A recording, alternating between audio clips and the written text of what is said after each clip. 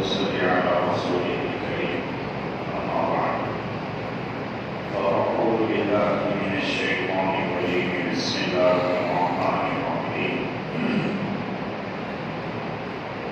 يا أيها الناس اعبدوا ربكم الذي خلقكم والذين من قبلكم لعلكم تتقون صدق الله العظيم. وقال النبي صلى الله عليه وسلم المجاهد من جاهد نفسه. وقال أيضا إن أعداء عدوك الذي بين جنبيك. وكما قال عليه الصلاة والتسليم. يا رب صل وسلم دائما أبدا على حبيبك خير الخلق كلهم. يا رب صل وسلم دائما أبدا على حبيبك خير الخلق كلهم. يا رب صل وسلم دائما أبدا على حبيبك خير الخلق كلهم. بزرگان محترم، معزز دوستوں، دو تین جماعت سے جو بات چل رہی ہے وہ تین طرح کے تعلقات کی بات چل رہی ہے،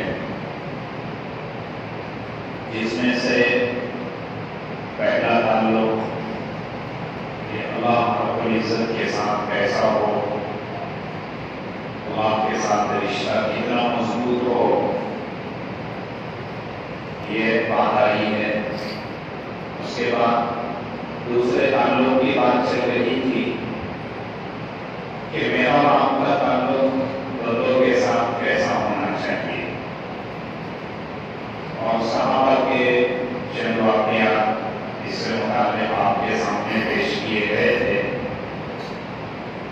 گزشتہ جمعہ میں جو ایک صحابی کے واقعات رہ گئے تھے کہ صحابہ کا آپس میں ایک دوسرے کے ساتھ ایسا تعلق تھا جس کو تعلق مع الخلق کہتے ہیں، جس کی بنیادی چیزوں میں تین چیزیں ذکر کی گئی تھی۔ نمبر 1 احسان، نمبر 2 ایثار، نمبر 3 خدمت خلق۔ اسی سے متعلق صحابہ کے واقعات ذکر کیے گئے تھے۔ صحابہ کا آپس میں جو تعلق تھا، احسان کا تعلق، ایثار اور قربانی کا تعلق، خدمت خلق، مخلوق کی خدمت کرنے کا جذبہ، اس سے متعلق بہت سارے ہم واقعات سنتے رہتے ہیں، جیسے کہ صحابہ کے واقعات میں آتا ہے کہ غزوے میں، ایک جنگ میں، جہاد میں چند صحابہ زخمی ہو گئے۔ ایک صحابی پانی پلانے کے لیے دوڑے کہ شہید کو شہادت سے پہلے پانی پلا دیا جائے، تو جیسے ہی ان کو پانی پلانے کے لیے منہ تک مشکلہ اور برتن کا منہ لے گئے، فوراً ان کے آگے ایک صحابی کے کراہانی کی آواز آئی۔ وہ کہاں رہے تھے، آواز نکال رہے تھے، ان کا وقت بھی قریب تھا، تو فوراً پہلے صحابی کہنے لگے کہ مجھ سے زیادہ وہ دوسرے کو ضرورت ہے، اسے جا کر پلاؤ۔ پھر وہ دوسرے کے پاس پہنچے، ابھی پلانا ہی تھا کہ تیسرے کی آواز آئی، تو دوسرے صحابی نے کہا کہ تیسرے کو مجھ سے زیادہ ضرورت ہے، پہلے ان کو پانی پلاؤ۔ جب یہ وہاں پر پہنچتے وہ صحابی کی روح قبض ہو گئی اور انہیں جام شہادت نوش کر دیا۔ پھر جب واپس دوسرے صحابی کے پاس آئے تو ان کی بھی روح قبض ہو چکی تھی۔ جب پھر واپس پہلے صحابی کے پاس آئے تو ان کی بھی روح قبض ہو چکی تھی۔ یہ صحابہ تھے، آپس میں ان کا اتنا محبت کا تعلق، اتنا ایثار اور احسان کا تعلق تھا۔ ایک واقعہ بھی بڑا مشہور ہے صحابہ کا، جو ہم لوگ بارہا سنتے ہیں کہ ایک صحابی نے ایک بکری کو ذبح کر کے گوشت کو بھون لیا، بکری کا پاؤں یا سر کہہ لو۔ اس نے سوچا کہ بازو کا پڑوسی مجھ سے زیادہ مستحق ہے، اس کے کئی دن کے فاقے ہیں، اس کو بھیج دو۔ اس کھانے میں خود نہیں کھایا، پڑوس میں بھیج دی۔ جب یہ گوشت کا ٹکڑا پڑوس میں پہنچا تو پڑوس کے صحابی نے سوچا، دونوں میاں بیوی نے آپس میں بات کی کہ ہم سے ہمارے بازو جو ہے وہ کئی دنوں سے فاقے میں ہیں، وہ ہم سے زیادہ مستحق ہے۔ پھر یہ تیسرے گھر میں چلی گئی۔ تیسرے گھر والوں نے سوچا کہ چوتھا گھر بازو کا پڑوسی یہ زیادہ مستحق ہے، چوتھے گھر میں چلے گئے، پانچویں گھر میں چلے گئے، چھٹے گھر میں چلے گئی، ساتویں گھر میں چلے گئی۔ ساتویں گھر میں جانے کے بعد پھر واپس پہلے گھر میں آ گئی۔ اسے کہتے ایثار، اسے کہتے خدمت خلق، کہ مخلوق کی خدمت کرنا۔ یہ صحابہ کا جذبہ تھا۔ آپس میں اگر تھوڑی بہت ناچاکی اور رنجش ہو جاتی، فوراً معافی تلافی ہو جاتی اور اپنے غلطی کو مان لیا کرتے تھے، ایکسپٹ کر لیا کرتے تھے۔ ربیعہ ابن کعب السلمی رضی اللہ تعالیٰ، ان کو اللہ کے رسول صلی اللہ علیہ وسلم نے، یہ غریب صحابی تھے، ایک زمین ہدیے میں دے دی تھی کہ آپ اس میں باغات کرے، کچھ آپ اگائے، اس سے اپنا گزر بسر کر لیا کرے۔ اور اسی زمین کے بعد حضرت ابو بکر صدیق رضی اللہ تعالیٰ عنہ کی بھی زمین تھی۔ تو دونوں کی آپس میں ہلکی سی ناچاکی ہوگی، کوئی بڑا جھگڑا نہیں ہوا، بس بات چیت ہو رہی تھی۔ اس بات چیت میں حضرت ابو بکر صدیق رضی اللہ تعالیٰ عنہ نے ہلکا سا کچھ کلمہ ربیعہ ابن کعب السلمی کو کہہ دیا کہ باہر سے آئے ہوئے تھے ہجرت کر کے، غریب اور مفلس صحابی تھے۔ بہرحال حضرت ابو بکر صدیق نے تو کہہ دیا، لیکن فوراً احساس ہو گیا، فوراً کیا ہو گیا؟ احساس ہو گیا کہ مجھ سے کیا غلطی ہوگی۔ ربیعہ ابن کعب السلمی رضی اللہ تعالیٰ عنہ کو پکڑ لیا، کہا کہ میں نے آپ کو یہ کلمہ ذرا سست اور چست کہہ دیا، آپ یہی کلمہ مشق ہو گئے تاکہ بدلہ برابر سرابر ہو جائے، ورنہ کہیں ایسا نہ ہو کہ کل قیامت کے دن ہم لوگ کی پکڑ ہو جائیں۔ ربیعہ ابن کعب السلمی کہنے لگے، میں نہیں کہہ سکتا، میں کیوں کہوں، میں جواب نہیں دے سکتا۔ اب حضرت ابو بکر صدیق رضی اللہ تعالیٰ عنہ ضد کر رہے، آپ کو کہنا پڑے گا، دنیا میں اس معاملے کو برابر سرابر کرنا پڑے گا، میری غلطی ہے۔ کون کہہ رہا؟ ابو بکر صدیق رضی اللہ تعالیٰ عنہ، جو کائنات میں پیارے حبیب محمد رسول اللہ صلی اللہ علیہ وسلم اور انبیاء کے بعد سب سے افضل ہے، انبیاء کے بعد سب سے افضل، صحابہ میں بھی سب سے افضل، وہ کہہ رہے کہ میری غلطی ہے۔ ربیعہ ابن کعب السلمی رضی اللہ تعالیٰ عنہ نے فرمایا کہ میں نہیں بول سکتا۔ حضرت ابو بکر صدیق رضی اللہ تعالیٰ عنہ رونے لگے کہ کہہ دو، یہاں دنیا میں برابر سرابر ہو جائے گا، مجھے آخرت کا خوف ہے، آخرت کا ڈر ہے۔ کہا کہ میں نہیں کہوں گا۔ پھر کہا کہ اللہ کے رسول کے پاس میں جاتا ہوں۔ حضرت ابو بکر صدیق رضی اللہ تعالیٰ عنہ روتے ہوئے اللہ کے رسول کی بارگاہ میں چلے گئے۔ ربیعہ ابن کعب السلمی رضی اللہ تعالیٰ عنہ کے برادری کے لوگ دور سے دیکھ رہے تھے۔ جیسے ہی حضرت ابو بکر وہاں سے ہٹے، برادری کے لوگ ان کے پاس آ گئے، کہا کہ ربیعہ کیا بات ہے؟ ابو بکر تم سے کیا لڑ رہے تھے، جھگڑ رہے تھے؟ جیسے ہوتے ہیں نا کچھ خامخواہ جو ہمدردی جتاتے ہیں، دو کے بیچ میں تیسرا اگر گھل جائے گا تو کھانا بہت رہے گا، بجائے صلح کرانے کے نفرتیں پیدا کر دے گا۔ تو یہ برادری کے لوگ کہنے لگے کہ اگر ابو بکر تم سے لڑ رہے ہو اور یہ سمجھ رہے ہو کہ وہ تم باہر سے ہو تو ہم تمہارے سپورٹ میں ہیں۔ ربیعہ ابن کعب السلمی رضی اللہ تعالیٰ عنہ کہنے لگے، پہلی فرصت میں یہاں سے نکل جاؤ، پہلی فرصت میں یہاں سے نکل جاؤ۔ ابو بکر کو اگر پتہ چل جائے گا کہ تم میرے سپورٹ میں آ کے کچھ کہہ رہے ہیں تو ابو بکر کا دل ٹوٹ جائے گا، ابو بکر کا دل ٹوٹ جائے گا تو اللہ کے نبی کا دل ٹوٹ جائے گا، اور اللہ کے نبی کا دل ٹوٹ گیا تو اللہ ناراض ہو جائے گا۔ یہ تعلق کا صحابہ کا آپس میں۔ پھر اللہ کے رسول نے ربیعہ بن کعب السلمی رضی اللہ تعالیٰ عنہ کو طلب کیا، جب وہ آئے پوچھا کیا معاملہ ہے؟ ابو بکر آپ کی شکایت لے کر آئے۔ ربیعہ بن کعب السلمی رضی اللہ تعالیٰ عنہ نے فرمایا کہ کوئی بات ایسی بڑی نہیں ہے، بس تھوڑا سا کلمہ سست اور چست ہو گیا بات چیت میں، اور یہ کہہ رہے کہ میں بھی وہی تو، اور میں نہیں کہہ سکتا، ابو بکر ہے میں انہیں نہیں کہہ سکتا۔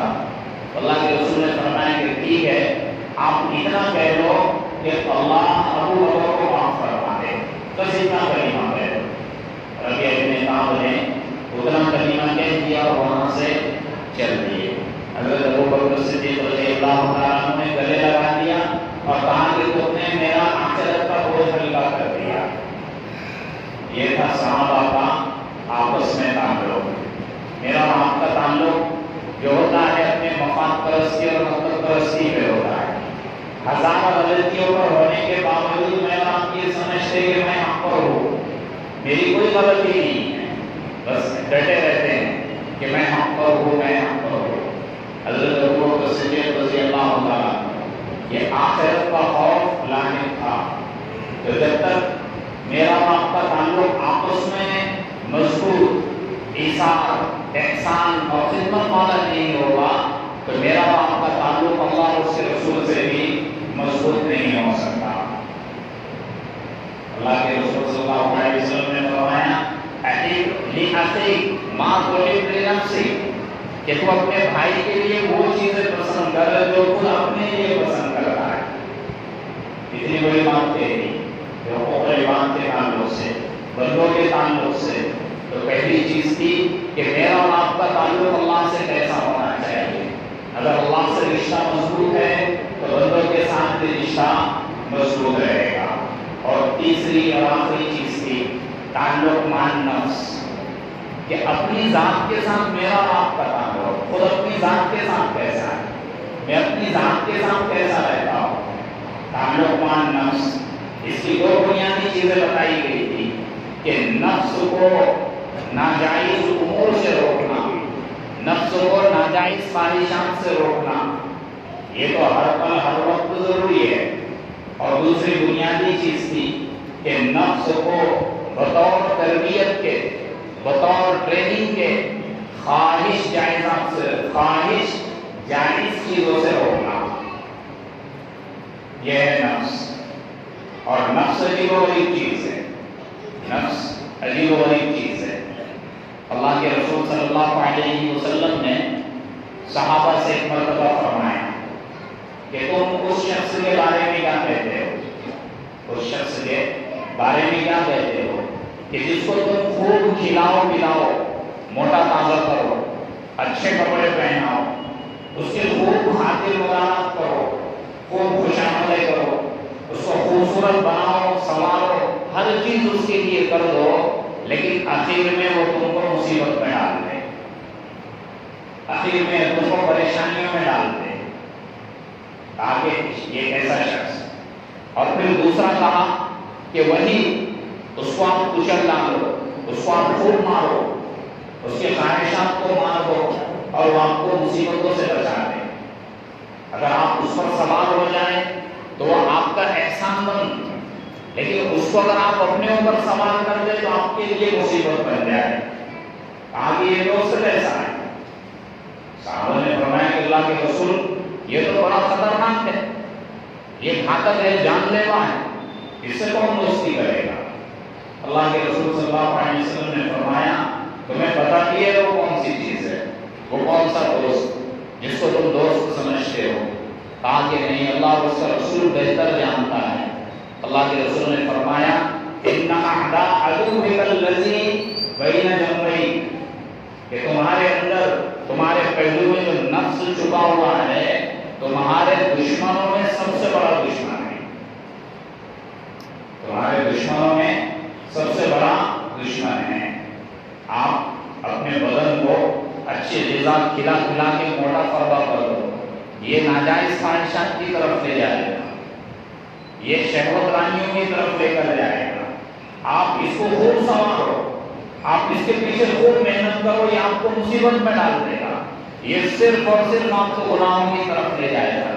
لیکن اگر آپ اس کے قربانی پہ بیٹھ گئے، اس کے گردن پہ اگر پیر رکھ دیے کہ نہیں مجھے یہ نہیں کرنا ہے، اس کو کچلنا ہے، یہ آپ کو خود بخود نیکیوں کی طرف لائے گا۔ اللہ کے رسول نے یہ فرمایا کہ اس کے ساتھ اچھا معاملہ کرو، یہ آپ کو مصیبت میں ڈال دے گا، اس کے ساتھ مصیبت جیسا معاملہ کرو، یہ آپ کو راحت میں ڈال دے گا۔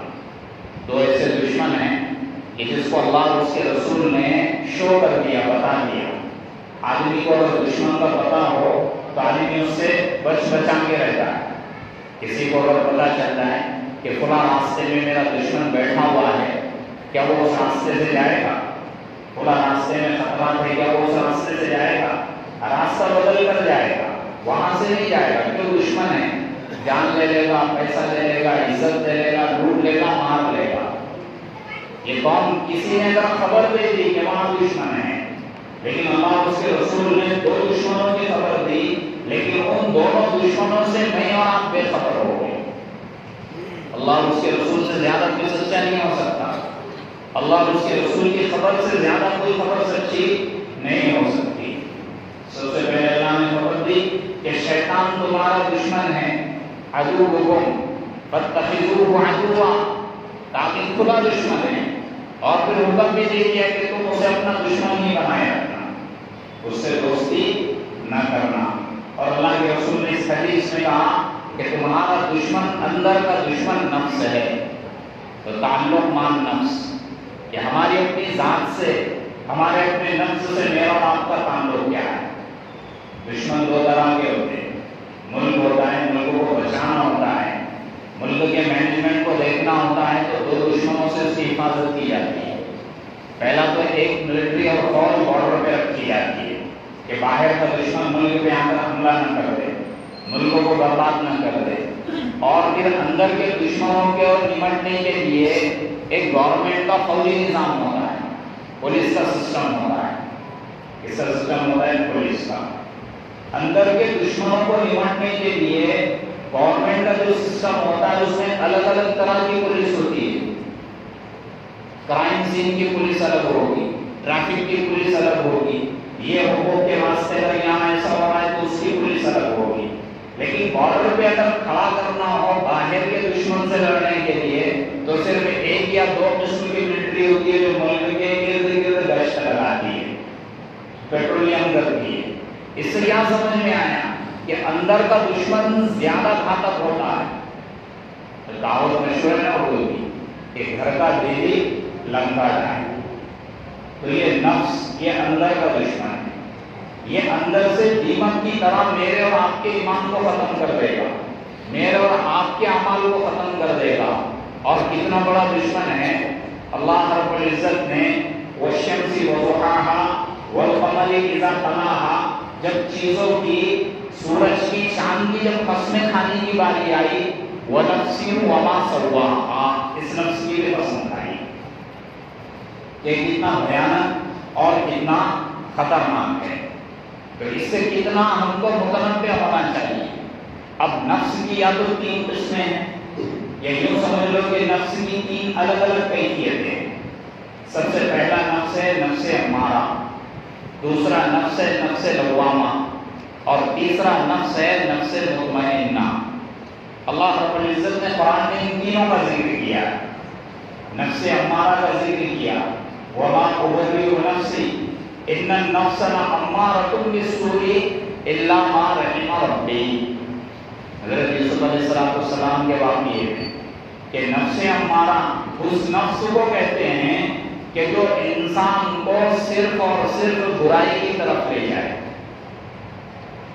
صرف اور صرف گناہ کی طرف لے جائے، اسے کہتے ہیں نفس امارہ۔ اور یہ ایسا نفس ہے کہ یہ ہر ایک کو نچوڑ کے رکھ دیتا ہے، ہر ایک کو اپنی گرفت میں لے کر رکھتا ہے، اس کی گرفت سے بہت کم لوگ بچ پاتے ہیں۔ کہتے ہیں شیطان کا بھی، شیطان سے بھی بڑا دشمن نفس ہے۔ شیطان کو بہکایا کس نے؟ نفس ہی میں رہتا ہے. یہ شیطان سے بڑا دشمن ہے. شیطان سے ہم نمٹ سکتے ہیں. اعوذ باللہ من الشیطان الرجیم پڑھ لو، شیطان اپنے پاس سے بھاگ جائے گا. اذان کی آواز آئے گی، شیطان بھاگ جائے گا. قرآن کی تلاوت ہوگی، شیطان بھاگ جائے گا. اقامت کہی جائے گی، شیطان بھاگ جائے گا. لیکن اعوذ باللہ من الشیطان الرجیم پڑھنے سے میرا نفس اور آپ کا نفس اپنے اندر ہی رہے گا، وہ نہیں بھاگے گا. وہ سرکل ہی میں رہے گا، اس کو اسی کے اندر دبانا پڑے گا، اسی کے اندر کچلنا پڑے گا. وہ میرے اور آپ سے جدا ہو کر نہیں بھاگے گا. تو اسے کہتے ہیں نفس امارہ. یہ الگ الگ راستوں سے آتا ہے.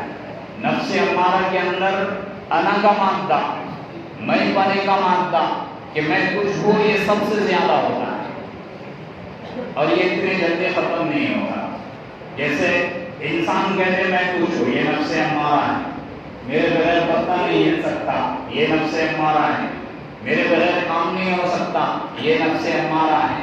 میں وہاں جاؤں تو ہی یہ ہو سکتا ہے، یہ نفس امارہ ہے. اور یہ شیطان کے بول بولتا ہے، یہ نفس امارہ ہے. اتنے جلدی یہ ختم نہیں ہوگا.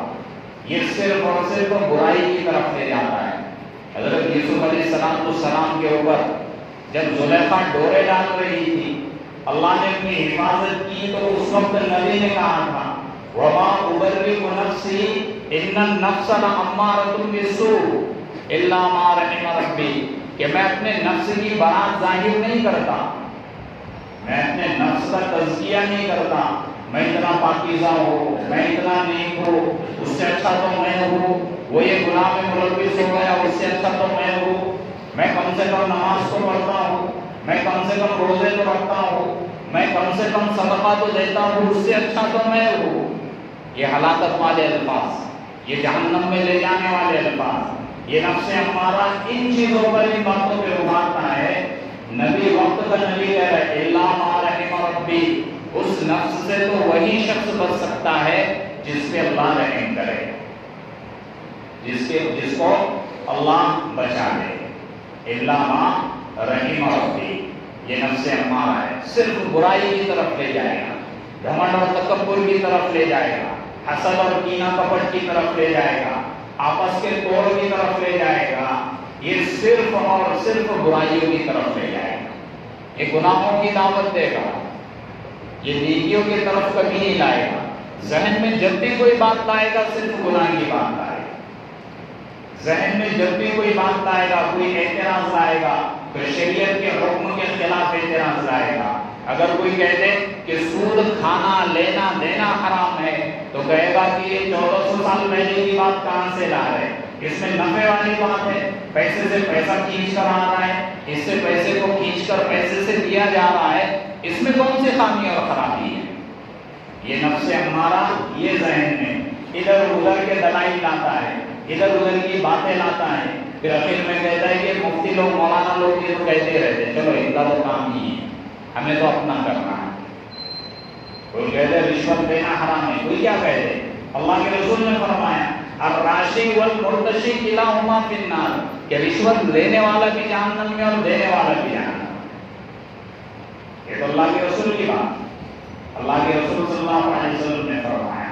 تو ایسا سسٹم بن گیا ہے کہ کرم سے خالی نہیں. تو کہہ رہے تھے 1400 سال پرانی بات. یہ لوگ تو کہتے رہتے یہ نفس امارہ یہ کہتا ہے. تو نفس امارہ یہ صرف برائی کی طرف لے جاتا ہے. اس کے گرفت سے، اس کے سرکل سے، اس کے پکڑ سے جلدی کوئی نہیں نکلتا. جو اس کے گرفت سے نکل کے آگے کے اسٹیپ پہ آ جائے وہ نفس لوامہ میں آ جاتا ہے. نفس لوامہ کسے کہتے ہیں؟ اللہ رب العزت نے لا اقسم بیوم القیامت ولا اقسم بالنفس اللوامہ، نفس لوامہ کی قسم کھائی.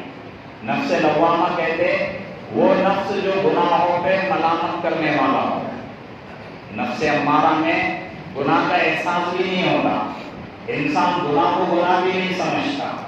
لیکن جیسے ہی نفس امارہ کی گرفت سے نکل گیا، نفس لوامہ میں آ گیا، تو سب سے پہلا اس کا فائدہ یہ ہوتا ہے کہ گناہ کو گناہ سمجھتا ہے.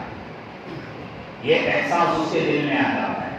دوسرا اسٹیپ، وہ فوراً اس گناہ سے توبہ کر لیتا ہے.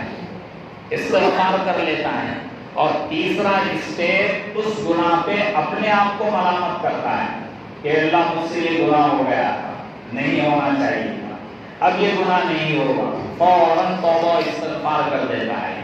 یہ نفس لوامہ کی لسٹ میں آ جاتا ہے، اور یہ اتنی جلدی نہیں ہوتا۔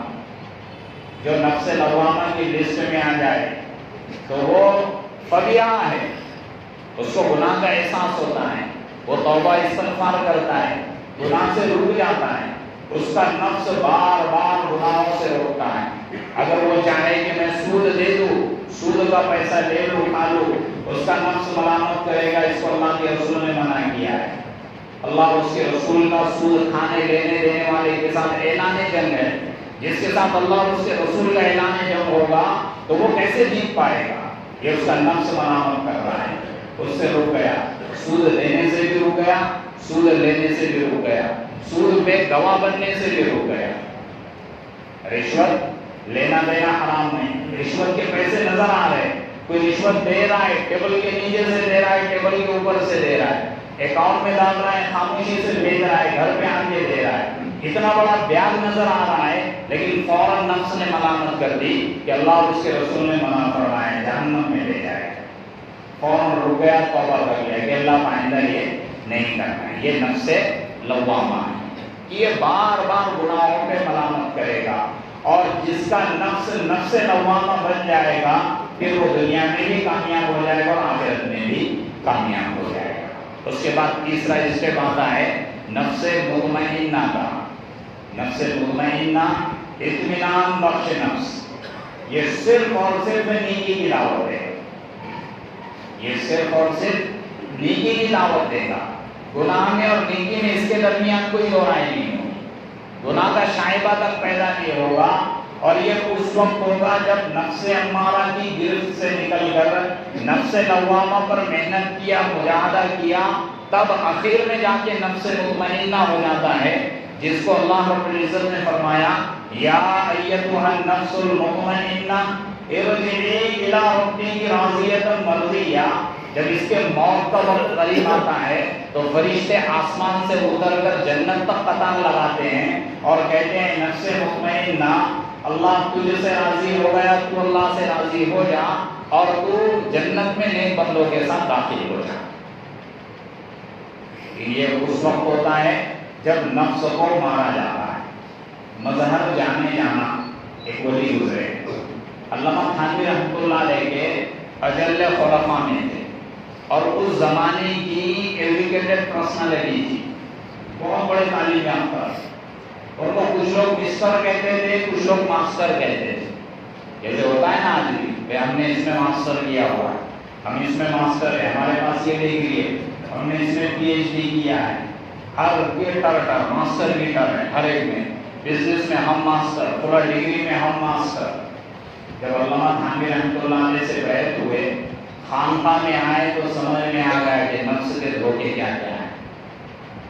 پھر پوری دنیا بدل گئی، چینج ہو گئی، تو دوستوں نے بطور مذاق سے کہا، ان کو پہلے دوست مسٹر اور ماسٹر کہتے، تو بطور مذاق سے دوستوں نے کہا مظہر جانے جانا یہ آپ کی ٹر کب سے مس ہو گئی؟ جو مسٹر بنے گھومتے تھے تو یہ ٹر آپ کی مس کب سے ہو گئی؟ تو کہنے لگے کہ جب میں نے علامہ تھانوی رحمۃ اللہ علیہ سے اپنا تعلق جوڑا تو میرے سمجھ میں آ گیا کہ ماسٹر کیا ہے اور مسٹر کیا ہے، اسی دن سے میرے ٹر مس ہو گئی، اور میرا ماس بھی کیا ہو گیا؟ ٹر ہو گیا۔ یہ اسی وقت اس کے دھوکے سمجھ میں آئے گے جب ہم دین سے جڑیں گے، علماء سے جڑیں گے، ان سے تعلقات رکھیں گے، دینداری اپنے اندر پیدا کریں گے۔ تو یہ 3 4 5 جمعہ سے تقریباً مہینے بھر سے انہی 3 تعلقات پہ بات چل رہی تھی، الحمدللہ وہ مکمل ہو گئی۔ پہلا تعلق اللہ سے تعلق معاملہ، دوسرا تعلق بندوں سے تعلق مع الخلق، اور تیسرا تعلق خود اپنی ذات سے تعلق مع النفس۔ یہ تینوں تعلق مضبوط ہو گئے دین سے جڑنے کے بعد۔ اللہ رب العزت مجھے اور آپ کو عمل کی توفیق